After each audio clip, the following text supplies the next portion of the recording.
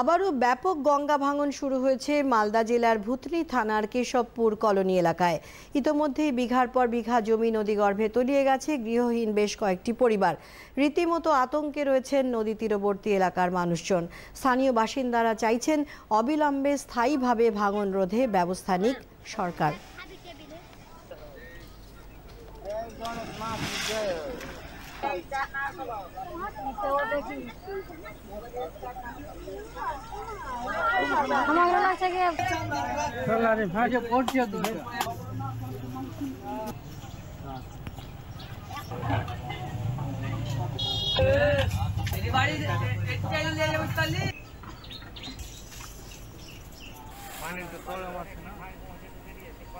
এখানে নদী কাটছে মোটা পাতলা। আমরা 5 দিন থেকে ঘুমাতে পাই না।